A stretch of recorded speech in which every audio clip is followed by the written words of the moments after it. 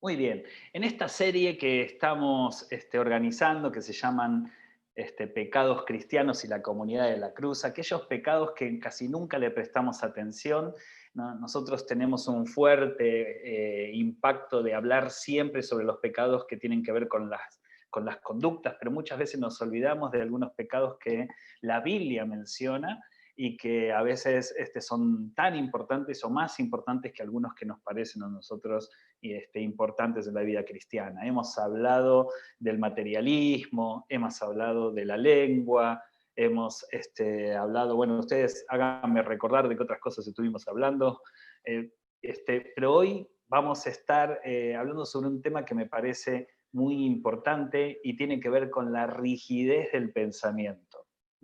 Saben que la Biblia enseña de que nosotros somos el resultado del pensar. Ahí en el libro de Proverbios dice, tal cual es su pensamiento, así es él, ¿no? ¿Y qué significa esto? Que nosotros justamente partimos la visión que tenemos de la vida, la visión que tenemos aún de la fe y de nosotros mismos a través del pensamiento, ¿no? Así que el pensamiento puede ayudarnos o puede destruirnos. Algunos, el gran problema que tienen es que no piensan antes de actuar y son sumamente impulsivos. Otros, el gran problema que tienen es que piensan demasiado y entonces terminan enfermándose por cuestiones del pensamiento. Acá hay muchos terapeutas, muchos que trabajan en educación, entonces sabemos que la mayoría de las veces cuando nos encontramos con alguna dificultad que tiene que ver con cómo percibimos las cosas, tiene que ver con el pensamiento. Yo les diría, y creo que todos estarían de acuerdo, que el 99.99% de mis pacientes que vienen al consultorio, que en este momento estamos conectándonos al consultorio, el gran problema que tiene que ver con el pensamiento, ¿no? Así que el pensamiento es realmente un lugar de mucho ejercicio, un lugar de mucha energía, un lugar que no es fácil poder tener salud en ellos, ¿no? Y saben que así como la Biblia, ¿no? Como que compara a la iglesia con un cuerpo, de la misma manera que un cuerpo o una persona tiene la necesidad de saber pensar bien, la iglesia también como cuerpo tiene que saber pensar bien. Y de la misma manera que una persona tiene que modificar muchas estructuras de pensamiento para volver a sentirse saludable, lo mismo sucede con la iglesia. La iglesia también tendría que tener la capacidad de poder modificar aquellas estructuras de pensamiento que viene arrastrando durante mucho tiempo, que la hace ser una iglesia que no es saludable. Así que la rigidez para mí es uno de los temas centrales, ¿no? Cuando hablamos acerca de la fe, de la comunidad y de la iglesia. Y hoy vamos a estar refiriéndonos específicamente a este tema. Y quiero que podamos abordar entonces dentro del espectro de lo que significa la rigidez del pensamiento, que sería muchísimo, muchísimo temas para abordar. De hecho, la semana próxima vamos a seguir con una segunda parte con respecto a la rigidez del pensamiento y vamos a hablar específicamente del aprendizaje, cómo podemos ser personas que podamos aprender, ¿no? Y qué nos sucede cuando nos cuesta aprender. Imagínense un cristiano que le cuesta aprender, ¿no? Puede repetir un montón de cosas y la verdad que no servirle para nada, ¿no? Por eso las palabras vanas que hable la Biblia y las repeticiones sin sentido, sin aprendizaje, no tiene ninguna importancia en la vida cristiana y vamos a estar hablándolo el martes que viene. Pero hoy nos vamos a centrar específicamente a pensar en lo que sería la contracara de la rigidez, ¿no? Tenemos por un lado la rigidez en el pensamiento y por otro lado la capacidad de reformularnos, ¿no? ¿Sí? La capacidad de repensarnos, de reconstruirnos, como ahora está tan de moda esta palabra, ¿no? Y lo primero que tenemos que partir, perdonen que vaya rápido, pero quiero que podamos ver todos los temas y poder conversar todos juntos, ¿no? Yo creo que cuando nosotros hablamos de tener la capacidad como iglesia de poder repensar las cosas, la primera palabra que se me viene a la mente es la palabra transformación, porque justamente el repensar tiene que ver con la transformación. Justamente el reconstruirse tiene que ver con la transformación. Justamente el reformular cosas tiene que ver con la transformación. Cuando nosotros nos volvemos seres que podemos analizarnos, por qué hacemos las cosas, seguramente vamos a encontrar cosas que necesitan obligatoriamente ser transformadas. Y yo creo que la capacidad esencial del cristiano tiene que ser esa actitud de poder transformarse. Me gusta como Heidegger habla de el transformarse, ¿no? Cuando uno se transforma, tiene la capacidad entonces de crecer, tiene la capacidad de evitar inconvenientes, ¿no? ¿Y qué es la transformación? Es la modificación del objeto, ¿no? Cuando uno tiene la capacidad de transformarse, es que puede convertirse. Justamente la conversión es la transformación.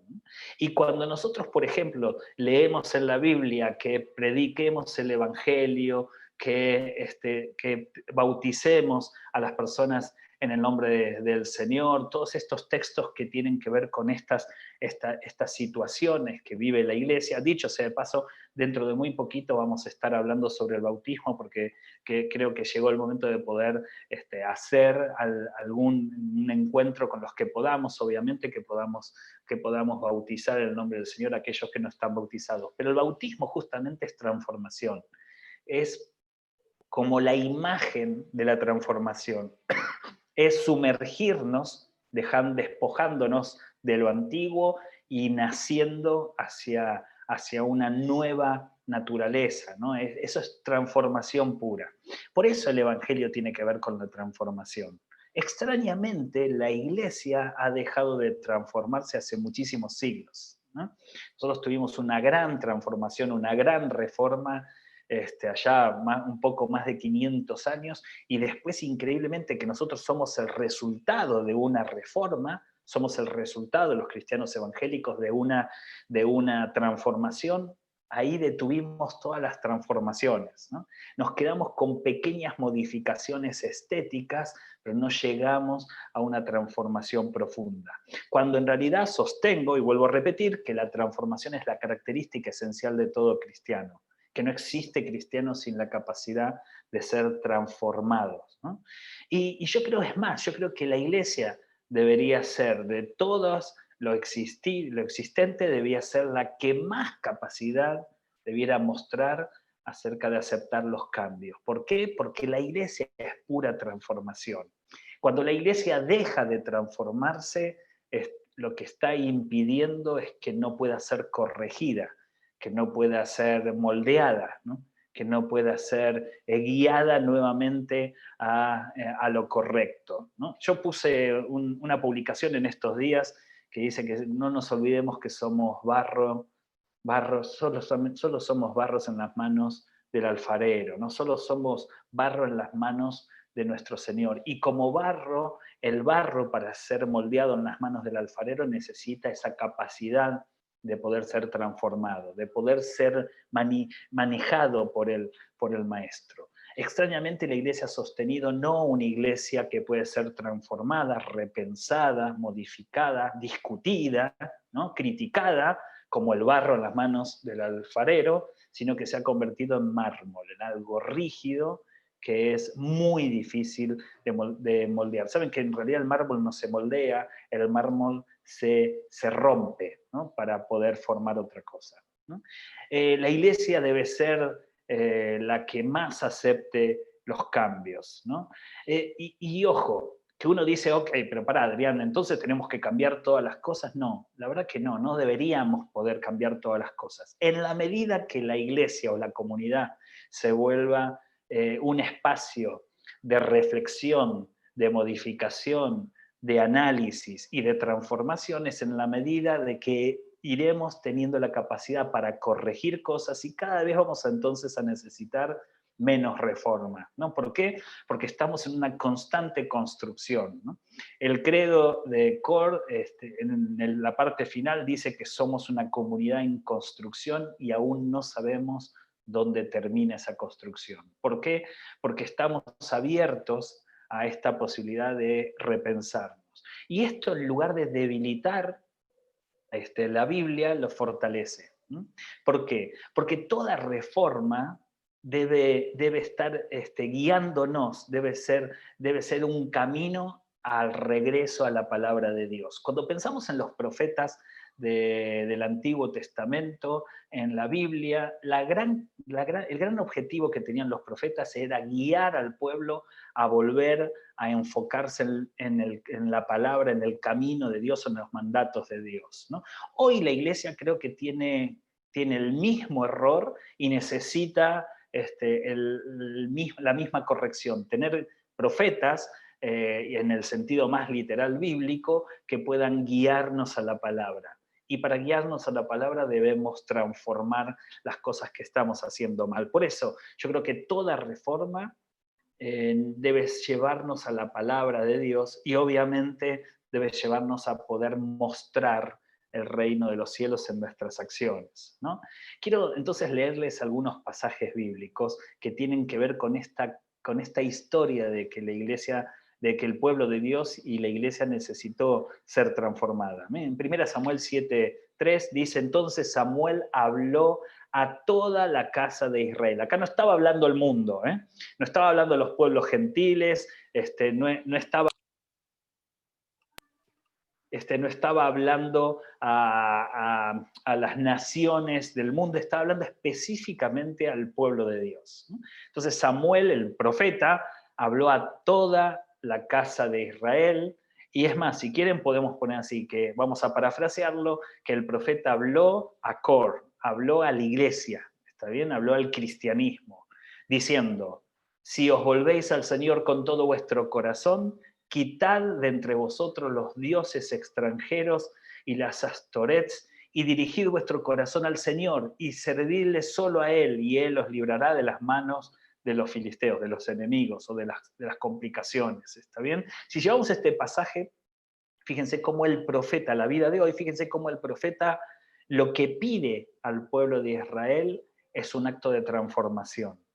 Porque no es solamente la exclamación de la denuncia de que estaban haciendo mal las cosas, sino lo que está pidiendo es que corrijan su manera de hacerlo, ¿no? ¿Qué era lo que había sucedido? La verdad que la contaminación de tantas influencias externas hizo que el pueblo de Israel destruyera parte de sus cimientos y mezclara con otro tipo de dioses sus ritos y su culto a Dios. Nosotros pensamos que esto tiene que ver, sí, porque estamos hablando de, no sé, de el Wi-Fi como el anticristo, ¿no? O qué sé yo, quién será ahora, no sé, ¿no? Es decir, pensamos que tiene que ver con eso, cuando en realidad los dioses extranjeros en la iglesia es el exitismo, el materialismo, es el absolutismo, es justamente criticar al diferente, menospreciar al diferente, es lastimar al que no piensa como nosotros. Esos son dioses del extranjero, porque así se maneja el mundo. Fíjense que acá no estoy hablando de cuestiones estéticas, estoy hablando específicamente del corazón de las filosofías del mundo, que tienen que ver con el menosprecio hacia el que no es como nosotros. Y increíblemente, cuando el reino de los cielos es el cuidado extremo hacia el diferente, hacia el pobre porque él no tiene, hacia el extranjero porque viene de otra cultura, hacia el samaritano porque tiene otra religión. El reino de los cielos es semejante a esa comunidad que abraza las diferencias. Extrañamente nosotros, en lugar de abrazarlas, hemos dejado que los dioses del extranjero, del mundo, como la homofobia, la discriminación, el autoritarismo, hayan invadido nuestros cultos, ¿no? Y creo que hoy entonces la palabra de un profeta como Samuel diciendo, vuélvanse a Dios con todas sus fuerzas, con todo su corazón, hagan un esfuerzo. Cuando dice con todo vuestro corazón es como decirle, hagan un esfuerzo por hacer las cosas diferentes, ¿no? Es decir, no les pido que sea solamente una cuestión escenográfica, tiene que ser desde lo profundo, donde más duele. Por favor, cambien su manera de hacer las cosas, saquen de entre todos ustedes todos estos pensamientos que vienen del mundo y dirijan entonces todo su interior a servir a Dios, y entonces Él corregirá sus caminos y los va a proteger, ¿no? Me encanta este texto de 1 Samuel pensando en la capacidad que la iglesia tiene que tener para ser transformada. Les tiro otro, ¿no? Segundo Crónicas 34-33, dice, y Josías quitó, ya, la anterior era un llamado, ¿no? Un llamado a hacer un esfuerzo desde nuestro corazón para buscar la transformación. En esta hay una acción concreta. Y Josías quitó todas las abominaciones de todas las tierras que pertenecían a los hijos de Israel e hizo que todos los que se encontraban en Israel sirvieran al Señor su Dios. Y mientras él vivió no se apartaron de seguir al Señor, Dios de sus padres. No solamente encontramos versículos que tienen que ver con la denuncia para que nosotros hagamos cosas, sino acá encontramos desde el liderazgo principal del pueblo tomando una decisión de sacar todo aquella abominaciones, todo aquello que no agrada a Dios, ¿no? Y vuelvo a repetir lo mismo, si nosotros pensamos que las grandes reformas tienen que ver con algo estético, estamos achicando y reduciendo el poder de la reforma a cuestiones sumamente pasajeras. Lo explico de otra manera, y esto es un pensamiento personal. Si nosotros creemos que necesitamos una reforma en la iglesia para que entonces todos podamos tatuarnos, estamos reduciendo el término reforma, que es transformación absoluta, reduciendo un acto totalmente cultural, pasajero, que no requiere mayor análisis, que la verdad es que si realmente eso es reforma, es algo muy chiquitito, ¿no? Reforma es sacar todo aquello extranjero que ha ingresado a la iglesia, todo aquello que no es parte de la voluntad de Dios. Y cuando pensamos que esto se requiere a cuestiones estéticas, estamos equivocados, porque hay cuestiones profundas que tienen que ver con la necesidad de reformarnos. Por ejemplo, el lugar de privilegio que nosotros le damos al liderazgo, el excesivo interés que tenemos nosotros por lo multitudinario o por el dinero, la cantidad de manipulación que hacemos para sostener toda una estructura, la imposibilidad que le damos a la gente de poder pensar por sí misma, o cómo anulamos los espacios donde la persona pueda opinar libremente. Estas son abominaciones de parte de Dios, porque esto atenta contra la comunidad. Después, si alguien se tatúa o no se tatúa, si alguien se tiñe el pelo o no se tiñe ni el pelo, es totalmente escenográfico y cosmético. ¿Está bien? ¿Saben por qué? Porque es una cuestión netamente cultural del momento, ¿no?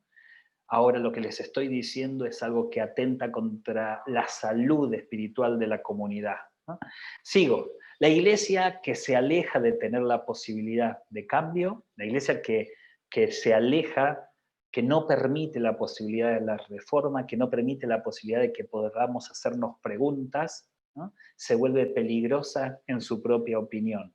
Yo pensaba, en tiempos de Josías o en tiempos de Samuel, en algún momento alguien desvió el camino para irse detrás de dioses extranjeros y permitir la entrada de dioses extranjeros. En algún momento alguien desvió el camino para traer abominación a los lugares de culto. En algún momento, justamente el pueblo de Dios es el que empieza a distorsionarse. Es cuando Jesús les habla a los discípulos y le dice, lo que ustedes deben tener cuidado es que no se leude la masa, ¿no? Y los discípulos pensaban que Jesús estaba hablando de que había necesidad de que la gente coma y que la comida salga bien, que no se leude la masa. No, no, Jesús no estaba hablando de eso. Jesús lo que estaba diciendo es cuidado con aquellos que van distorsionando el mensaje, ¿no?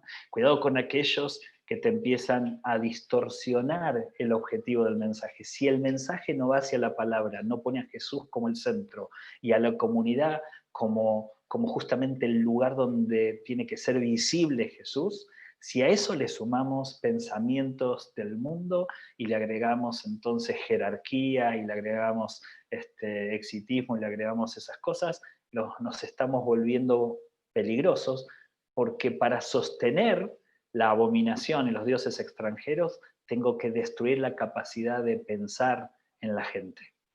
Vuelvo a repetirlo, para que el pueblo haya desviado el camino hacia caminos que no tenían que ver con el Señor, y por eso el profeta llama al arrepentimiento Por eso Josías toma la decisión de sacar todo aquello que no tenía que ver con el Señor, para que justamente el pueblo se equivoque. Lo primero que hay que hacer es destruir la capacidad de pensar. Si yo quisiera ser un pastor que quiero manipular, lo primero que tengo que hacer es destruir la capacidad de pensamiento en la iglesia. Si yo empiezo a no permitir pensar, a que no vengan voces disonantes, a que no vengan voces críticas, a que las personas piensen de una manera pero no lo puedan decir. Si yo logro aniquilar el pensamiento, es cuando entonces voy a lograr que el pueblo distorsione el mensaje, ¿no? Y miren, justamente la reforma, lo que nosotros tenemos que ser constantemente reformadores, es una manera de regresar a lo correcto. Y cuando regresas a lo correcto, ahí lo dice el texto donde Josías regresa a lo correcto y Dios bendice, la promesa en Samuel donde entonces Dios también va a derrotar a los enemigos, podemos ser bendecidos, ¿no? Por eso la reforma es un acto supremo de reflexión y es un acto supremo necesario en la iglesia, ¿no? Y por eso Lutero, cuando habló de la reforma, dijo, ok, la iglesia tiene que ser siempre un lugar de estar reformada. Claro, es que Lutero hizo las cosas por menos de la mitad. Había muchísimas más cosas que reformar. Y por eso él dice, ok, solo escritura, ¿está bien? Solo la Biblia. Vamos a poner algunos parámetros. Solo Dios, solo la gracia, solo por fe, solo la Biblia, pero la iglesia tiene que estar constantemente reformándose, ¿no? A mí me parte el corazón de la bronca, ¿no? No de simpatía, haber leído hace muy poquito, el 31 de octubre, que se cumplía un año más de la reforma, a tantos líderes diciendo gloria a Dios por la reforma, cuando ellos no permitirían que nadie reforme nada, ¿no? Y esto para mí es un gran engaño.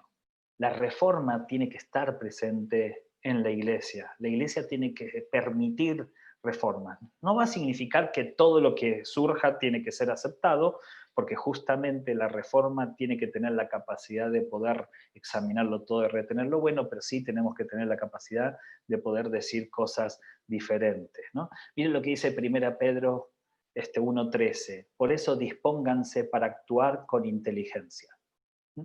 Es decir, por eso dispónganse para que ustedes cuando hagan las cosas las hagan con inteligencia. Si bien Pedro lo dice en otro contexto, para mí esta es una fórmula a poner en práctica en todas las actividades que nosotros tengamos como comunidad, ¿sí? Todo lo que hagamos tiene que ser con inteligencia. Cuando nosotros como comunidad, ¿no?, nos dispongamos a hacer algo, tiene que ser con inteligencia. Pero acá surge un problema.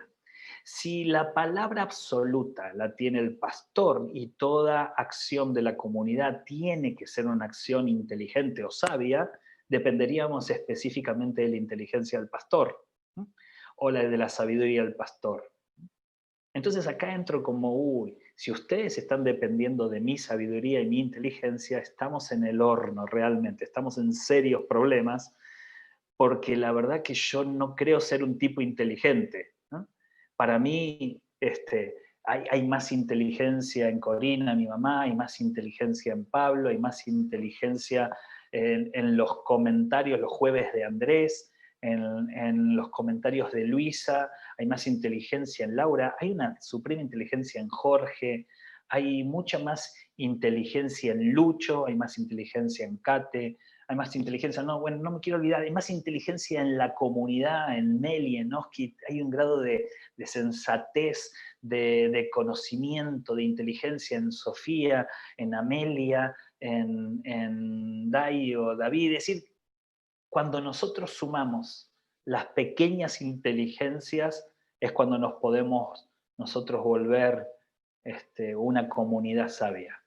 Cuando agarro la sabiduría que tiene Sara, ¿no?, con la sabiduría de Diego, con la sabiduría de Luquitas, cuando agarro a Natalia, ¿no?, cuando agarro a Eva, a Irma y empiezo a mezclarla, juntamos una sabiduría que hubiese sido imposible tenerla una sola persona, ¿no?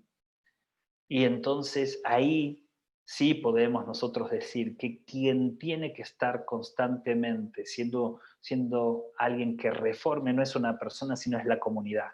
La comunidad es la que comparte sus pensamientos y en el compartir los pensamientos de toda la comunidad es donde adquirimos sabiduría, ¿no? En el consejo de la comunidad adquirimos sabiduría. La iglesia que cree que no debe cambiar nada es una iglesia sin sabiduría. La iglesia que cree que todo lo que está haciendo está bien es una iglesia que cae tranquilamente en el error, ¿no? ¿Por qué? Porque la reforma debe partir de la inteligencia. La reforma, cada vez que nosotros nos propongamos hacernos un planteo sobre las cosas que estamos haciendo, tiene que partir de la inteligencia y no de la inteligencia de uno. Uno puede ser el que prende el cerillo, el fósforo y lo pone en la madera, pero varios son los que tienen que avivar el fuego, varios son los que tienen que hacer que ese fuego siga encendido, ¿no? No es la inteligencia de uno, es la inteligencia de la comunidad, pero toda reforma tiene que partir de la inteligencia, ¿no? La iglesia que menosprecia la reforma cae lentamente en el error en su misión. Yo creo que la misión que hoy tiene la iglesia no es la de hacer discípulos, yo creo que la misión que tiene hoy la iglesia institucional es la de crecer. ¿Por qué? Porque el énfasis está más en el crecimiento que en el hacer discípulos. Si la misión sería hacer discípulos, yo creo que la mayoría de los pastores dirían, no me des más gente, no voy a lograr hacer discípulos. Dame menos gente, Señor, porque mira, todavía tengo esto que todavía me falta un montón para poder explicarles todo lo que es y observarlos y ayudarlos y que ellos me ayuden a mí, me observen a mí, así que no me des tanto, Señor, porque no puedo cumplir con mi misión. Como la misión no es hacer discípulos, y recuerden que hacer discípulos no es repetir textos bíblicos o tener una teología correcta o predicar la sana doctrina. El discípulo es aquel que muestra el corazón del maestro. Por eso Jesús no le interesaba que nosotros hagamos cursos de discipulado, porque si no, para eso hubiese dicho a los fariseos, sigan enseñando ustedes. Lo que Jesús quería no es curso de discipulado, lo que Jesús quería es que la comunidad muestre la esencia del corazón de Jesús. Un discípulo es aquel que tiene el corazón de su maestro y muestra justamente ese corazón. Es mucho más importante que adquirir información, es accionar en la vida con conocimiento. Entonces, yo creo que si realmente, y esto es una postura personal, quizás existe una iglesia que puede hacer discípulos a 10.000 personas, la verdad que lo desconozco. Lo que yo he visto, que nosotros no sé cuántos seremos, pero los pocos que somos, para llegar a ser discípulos, creo que no nos va a alcanzar ni nuestra vida, ni la vida de nuestros hijos, ni de nuestros nietos. Es un trabajo de la comunidad muy fuerte. ¿Saben por qué? Porque necesitas la vida para demostrar que podés ser un discípulo o una discípula de Cristo. Necesitas experiencia, tiempo compartido, necesitas escuchar, ¿no? Y cuando nosotros impartimos desde el lugar del supuesto saber del púlpito enseñanzas y creemos que con eso estamos haciendo discípulos, entonces yo tengo el enorme deseo de que no me escuchen 100, ni me escuchen 1000, me escuchen 10.000 o 1.000.000. Pero cuando vos querés hacer comunidad, 1000 sería imposible. No estoy diciendo que esté mal, lo que estoy diciendo es que yo creo que una iglesia que menosprecia la reforma, que no está pensando que las cosas no están resultando, que por más que seamos muchos, no estamos modificando nuestra cultura, no estamos pudiendo hacer todas las cosas, somos una enorme red que cuando se levanta pierde un montón de gente, cae un montón de gente nuevamente, y yo creo que no estamos pudiendo cumplir con nuestra misión, no estamos pudiendo cumplir. Por algo Jesús dice, donde estén dos o tres, allí yo estaré. Jesús pensó en la mínima expresión de relación. Dos o tres es la mínima expresión. De hecho, no hay relación si por lo menos no hay dos, ¿no? Y con tres se complica un poquito. Y Jesús dijo, no importa, en la mínima expresión dos, y hasta con tres que se complique, ahí voy a estar, ¿no? Entonces, si Jesús pensó en la mínima expresión de relación, y ahí va a estar la capacidad de nuestra misión, cuidado con haber dejado entrar ideas, ideologías, pensamientos, paradigmas que no tenían que ver con la Biblia a la iglesia y decir que entonces no vamos a pensar eso. No, nuestra reforma tiene que ser con aceptar luces, que el pastor pueda vestirse canchero y escuchar música secular. La reforma tiene que llevarnos a cumplir con nuestra misión. La reforma es un acto de fe. Es decir, poder reformarnos tiene que ser un acto que involucre nuestra fe.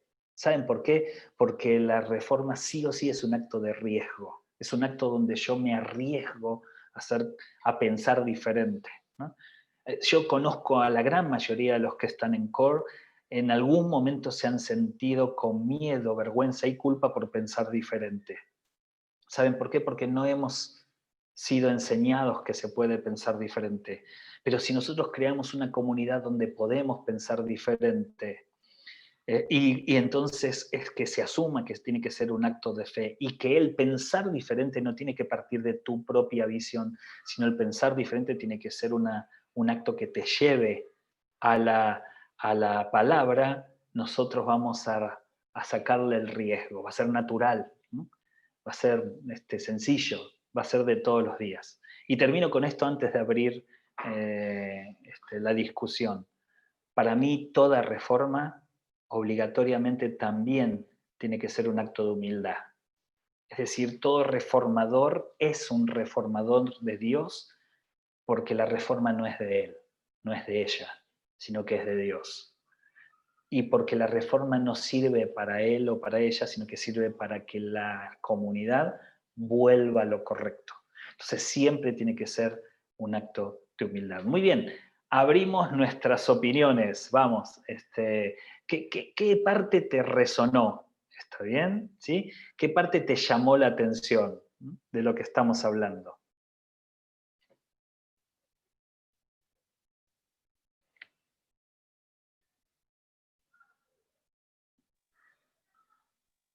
Javi. A mí me llamó la atención y digo, wow, qué lindo, ¿no? Cuando hablaste de que no solamente depende de la inteligencia del pastor, sino que es de toda la comunidad.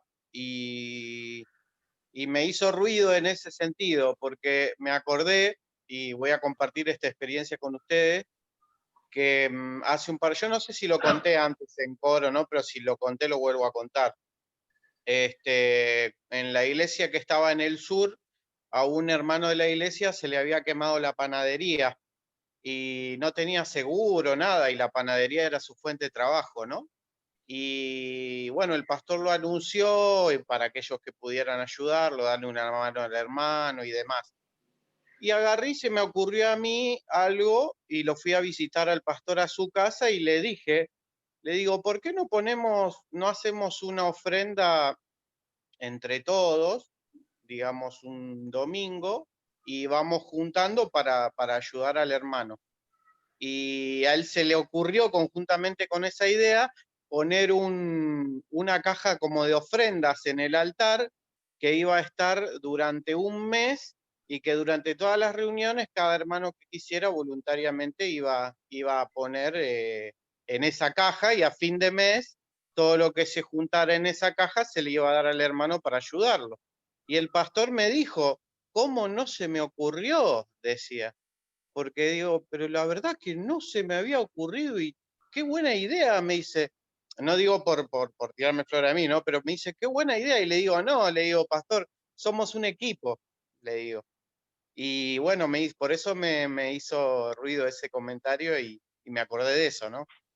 Sí, de hecho yo creo que la iglesia no tiene grandes ideas y siempre caemos como en las mismas ideas, nada más con otros nombres, o si no copiamos de otros lugares ideas, porque no permitimos que la iglesia sea un lugar de reforma, donde todos podamos opinar, ¿no? Y creo que ahí entonces empobrecemos la posibilidad de poder escuchar a otras personas que vengan con ideas innovadoras, ¿no? Muy bien, sí, muy bien, muy bueno, Javi. Claro. ¿Quién más? A mí me gustó eso que tú dijiste de que las reformas no son estéticas, que se necesita una reforma realmente que tiene que ver con lo profundo, no con si me pongo un tatuaje o si me visto así o me corto el pelo, me lo pinto, sino realmente la reforma es algo que va más profundo en lo que tiene que ver con cosas que afectan la comunidad y con lo que se centra en la palabra de Jesús para que nosotros lo podamos imitar a Él como tiene que ser. Exacto. Y a mí me entristece algunos congresos, realmente algunos congresos de liderazgo que son continentales, me entristece escuchar algunas plenarias, yo voy a escuchar las plenarias, y me entristece porque digo, no hay nada que nos haga enojar, ¿no? A veces cuando vos estás frente a un reformador, lo que hizo un reformador te choca porque está movilizando paradigmas, enoja. Y una vez hablando con algunos amigos, después de terminado un súper congreso de liderazgo, ¿no?, a nivel continental, donde había gente de todos los países representados, yo me terminé como diciendo, la verdad que no escuché ninguna plenaria que me haya dicho algo que no conozco, eran todas motivacionales, todo, ya me quedó claro que yo voy a conquistar las naciones, que Dios me ama como soy, digamos, ¿no? Pero la verdad que haberme ido hasta no sé dónde para escuchar algo así, y yo les ponía como ejemplo que en los congresos de psicoanálisis, primero vos pagás fortuna para un congreso de psicoanálisis, y vas, y si alguien te dice lo que vos sabías, vos rompés todo, porque nadie va a un congreso de psicoanálisis para escuchar lo que ya sabías. Es decir, más vale que venga alguien con una discusión muy profunda. Yo creo que los congresos de educación, los congresos sobre, no sé, sobre medicina, deben ser todos iguales. Son todos congresos antiparadigmáticos. Nosotros no nos gusta lo antiparadigmático. Por eso, cada vez que nos encontramos, nos decimos cosas que todos salgamos diciendo, qué lindo, ¿no? Qué bueno que no sabés qué palabra de Dios para mi vida. ¿Qué te dijo? Que el Señor me ama. Vos decís, y para eso nos fuimos hasta México, para que alguien te diga que Dios te ama, hermano, te lo hubiese dicho yo en casa. ¿Eh? Es decir, yo creo que tenemos que ser una comunidad que se arriesgue al pensar, ¿no? Que se arriesgue a justamente ese acto de fe que es la reforma, ¿no? ¿Alguien más?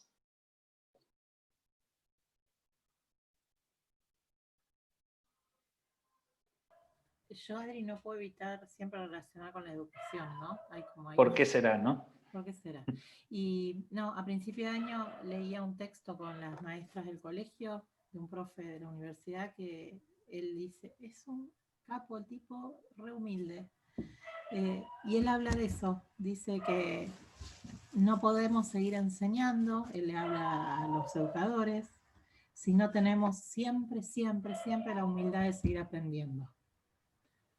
Y me parece que es totalmente relacionado con la iglesia. Si sentimos que ya estamos en el punto donde no hay nada más nuevo, donde no hay nada más que aprender, no hay nada más que recorrer, ahí es donde nos entumecemos, nos ponemos rígidos y nos secamos. En cambio, esto que vos nombraste la palabra humildad, me parece que tiene que ver con eso, seguir siempre buscando qué tenemos que aprender como hijos de Dios, como discípulos, ¿no? Totalmente aplicable a la educación y a la iglesia. Exacto. Y es más, miren, por algo también escogí Samuel y Josías. ¿Saben por qué? Porque también puede ser que nosotros nos convertamos en una comunidad donde todos podemos opinar, pero nadie después hace nada. No solamente necesitamos a Samuel que nos venga a decir las cosas y tener un espacio donde podamos ser corregidos, sino también a Josías que tome la decisión. Porque creo que muchos hemos vivido por momentos donde se hacen reuniones para tomar decisiones, qué sé yo, y después no se decide nada, ¿no? Es decir, entonces también la reforma tiene que ser obligatoriamente un espacio de discusión intelectual, de inteligencia, pero también de acción concreta, donde lo que tengamos que cambiar, tenemos que cambiarlo. ¿Hay alguien más que quiere decir algo? Pues si no, quiero que podamos escuchar algo. ¿Alguien más quiere compartir? Sí, Oski. Perdón, no podía activar el micrófono. Yo estaba pensando también cuál era el problema, ¿no?, de la iglesia para no poder ser reformada y crecer. Y creo que un poco tiene que ver con lo que mencionaba Sofi recién. Y a mi forma de verlo es cuando la iglesia cree que ya conoce toda la verdad y que ahora tiene que difundirla. Entonces, de alguna forma se cree que por conocer la Biblia o su forma de ver la Biblia es la correcta, digamos, ya nadie le va a poder venir a decir nada nuevo y solamente le queda la misión de poder explicarle a todos cómo son las cosas. Entonces ahí cae en un gran problema, porque recuerdo haber tenido discusiones con gente conocida sobre diferentes temas, y siempre la respuesta era no, pero tenés que volver a las bases, a la Biblia. Sí, genial, pero tu idea de lo que son las bases de la Biblia no es la misma que la mía, entonces ya de entrada no podíamos hablar porque estaba en una posición en la que esto es así y punto, no hay discusión, entonces, ¿para qué hablamos? ¿No? Termina siempre igual. Creo Exacto. que ahí puede haber un problema. Sí, y por algo también la Biblia es escondida a los sabios y entendidos y es revelada al sencillo, ¿no? A la sencilla, ¿no? Que tiene que ver con esto, con la capacidad que tiene el sencillo de ser una esponja constantemente que quiere ser aprendiz y aprendido. Y yo creo que cuando nosotros nos ponemos en el lugar de la verdad, ahí es donde dejamos de aprender, ¿no? La humildad no es decir no lo sé, ¿no? La humildad es tener la necesidad de saber. ¿Se entiende? Es decir, no es, yo puedo ser un fanfarrón diciendo que no conozco cosas. Dejo de ser fanfarrón cuando yo me doy cuenta que tengo la necesidad de aprender, ¿no? Cuando busco el saber, ¿no? Cuando busco el saber me pongo en un lugar sumamente activo en mi movimiento, pero a la vez pasivo en la adquisición de conocimientos, ¿no? Esto lo vamos a ver la próxima semana, ¿no? Cuando hablemos de la capacidad de aprendizaje. Cuando uno de los peores pecados de la iglesia, sumado al de hoy, es dejar de aprender.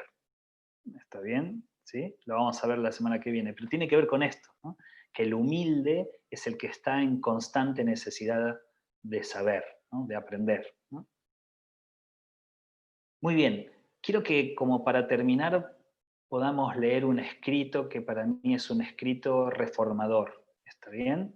¿No? Así que lo voy a compartir, pero quiero que lo podamos ver. Se los voy a leer y por favor, realmente prestemos suma atención a cada una de las palabras. Si alguien en algún momento quiere interrumpir, hágalo, ¿está bien? ¿Sí? No esperen al final. En el mismo momento que vos escuches algo que quieras compartir, por favor, interrúmpanme, ¿sí? Pero miren este escrito que me lo pasó nuestro gran amigo Junior Zapata, ¿eh? Pero miren este escrito. Dice así, ¿no? Hablando de la nueva reforma. El futuro de la iglesia puede venir y vendrá también hoy solo de la fuerza de quienes tienen raíces profundas y viven de la plenitud pura de su fe. Vuelvo a repetir, el futuro de la iglesia puede venir y vendrá también hoy solo de la fuerza de quienes tienen raíces profundas y viven de la plenitud pura de su fe. El futuro no vendrá de quienes solo dan recetas. No vendrá de quienes solo se adaptan al instante actual. Tatuaje, todo eso, ¿eh? No vendrá de quienes solo critican a los demás y se toman a sí mismos como medida infalible. ¿Se acuerdan que la reforma tiene que llevarnos a la palabra y no a nosotros mismos? No sé si se entiende este texto, ¿no? Para mí es una bomba, ¿eh? El futuro no vendrá de quienes solo dan recetas, no vendrá de quienes solo se adaptan al instante actual, no vendrá de quienes solo critican a los demás y se toman a sí mismos como medida infalible.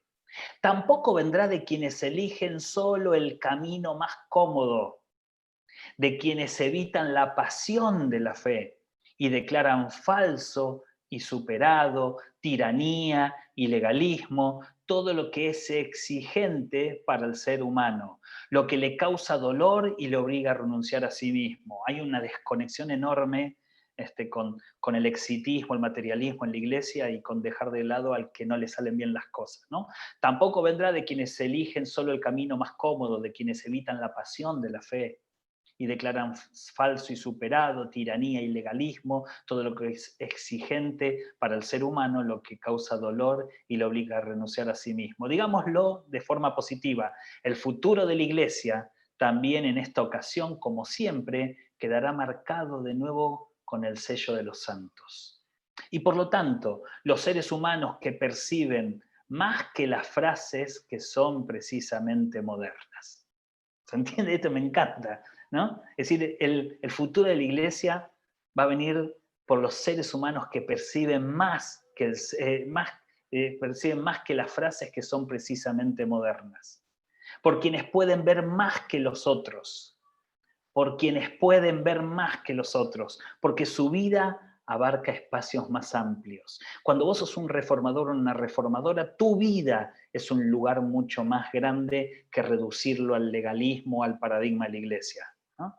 Permítame que sigue. Si hoy apenas podemos percibir aún a Dios, se debe a que nos resulta muy fácil evitarnos a nosotros mismos y huir de la profundidad de nuestra existencia, anestesiados por cualquier comodidad. Por eso hoy la gente no busca de Dios, ¿no? Así, lo más profundo en nosotros sigue sin ser explorado. Miren si no hay necesidad de aprender, ¿no? Lo más profundo en nosotros sigue sin ser explorado. Si es verdad que solo se ve bien con el corazón, qué ciego estamos todos. El sacerdote, pongamos el liderazgo, ¿no? El sacerdote que solo sea un funcionario social, es decir, si solamente nos dedicamos la iglesia a cumplir con las necesidades de los demás, ¿no? Se me viene en la mente la cantidad de iglesias que en la pandemia, como no podían hacer cultos, salieron a dar comida a los demás y no hicieron otra cosa. ¿Saben por qué? Porque no sabían qué otra cosa hacer, oculto o salir a darle comer. Y no está mal que hagamos eso, pero miren este texto. El sacerdote o la iglesia que solo sea un funcionario social puede ser reemplazado por psicoterapeutas y otros especialistas. Y eso es cierto.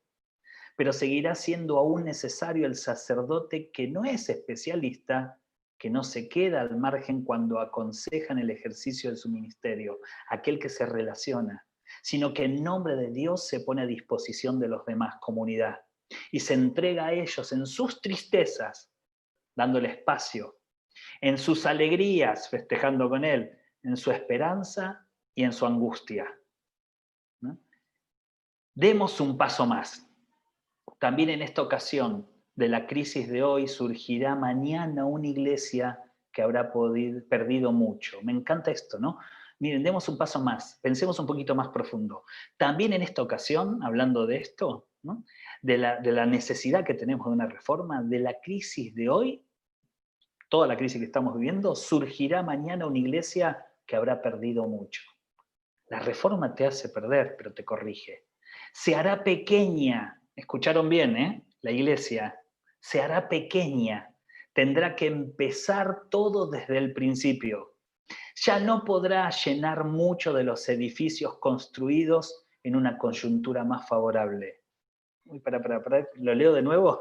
Se hará más pequeña, tendrá que empezar todo desde el principio. Ya no podrá llenar mucho de los edificios construidos en una coyuntura más favorable. Perderá adeptos y con ellos muchos de sus privilegios en la sociedad. La cantidad de gente que se dio cuenta en esta circunstancia que había algo que no funcionaba en su vida espiritual, ¿no? Perderá adeptos y con ellos muchos de sus privilegios en la sociedad. Se presentará de un modo mucho más intenso que hasta ahora, como la comunidad de la libre voluntad, a la que solo se puede acceder a través de una decisión. Es decir, la iglesia que va a venir saludable después de cualquier circunstancia es una iglesia que se presentará de un modo mucho más intenso que hasta ahora. Es decir, no es solamente ir al culto, no es solamente diezmar, es mucho más intenso, más comprometido, ¿no? Como la comunidad de la libre voluntad. Esto me encanta, ¿no? A la que solo se puede acceder a través de una decisión. Como pequeña comunidad, ¿qué está diciendo? Como pequeña comunidad reclamará con mucho más fuerza la iniciativa de cada uno de sus miembros. Al ser pequeño te comprometes más, eso es lo que está diciendo. Ciertamente conocerá también nuevas formas ministeriales y ordenará sacerdotes, liderazgo, iglesia, a cristianos probados que sigan ejerciendo su profesión. En muchas comunidades más pequeñas y en grupos sociales homogéneos, la pastoral se ejercerá normalmente de este modo. Junto a esta forma seguirá siendo indispensable el sacerdote, el liderazgo, el pastor, el miembro, el que sea, ¿no? El dedicado por entero al ejercicio del ministerio como hasta ahora. Pero en estos cambios que se pueden suponer, la Iglesia encontrará de nuevo y con toda la determinación lo que es esencial para ella, lo que siempre ha sido su centro, la fe en el Dios trinitario, en Jesucristo, en el Hijo de Dios hecho hombre, la ayuda del Espíritu Santo que durará hasta el fin. La Iglesia reconocerá de nuevo en la fe y en la oración su verdadero centro y experimentará nuevamente los sacramentos como la celebración y no como un problema de estructura litúrgica. Los nuevos hermanos, los que se asumen, experimentarán cuando Dios haya desaparecido totalmente para ellos su absoluta y horrible pobreza. Sin Dios nada vamos a poder hacer. Y entonces descubrirán la pequeña comunidad de creyentes como algo totalmente nuevo. Vuelvo a lo mismo, por favor, y dice, ¿no? Y entonces descubrirán la pequeña comunidad de los creyentes como algo totalmente nuevo. Pequeña comunidad, ¿eh? Como una esperanza importante para ellos, como una respuesta que siempre han buscado a tientas. La cantidad de gente que está buscando amistad, comunidad. A mí me parece seguro que a la Iglesia le aguardan tiempos muy difíciles. Su verdadera crisis apenas ha comenzado todavía. Hay que contar con fuertes sacudidas. Pero yo estoy también totalmente seguro de lo que permanecerá al final. No la iglesia del culto político, ya examine, sino la iglesia de la fe. Ciertamente ya no será nunca más la fuerza dominante en la sociedad en la medida en que lo era hasta hace poco tiempo, pero florecerá de nuevo y será visible a los seres humanos como la patria que les da vida y esperanza más allá de la muerte. Y termina este texto. La Iglesia sobrevivirá a pesar de los hombres y las mujeres, no necesariamente gracias a ellos. Y aún así, todavía nos queda trabajo por hacer. Debemos rezar, cultivar el autosacrificio, la generosidad, la lealtad, la devoción sacramental y una vida centrada en Cristo. Me encanta este pastor como escribe. ¿Saben cuándo fue escrito? 1967. ¿Y saben por quién? Por Joseph Ratzinger. ¿Cómo necesitamos una reforma? Abrir nuestra mente a poder poner en práctica un texto que fue en 1969, perdón por la equivocación. ¿Cómo necesitamos la humildad para ser enseñados? ¿No? ¿Cómo necesitamos de pensadores y pensadoras que nos lleven a poner en práctica esa comunidad que todos necesitamos?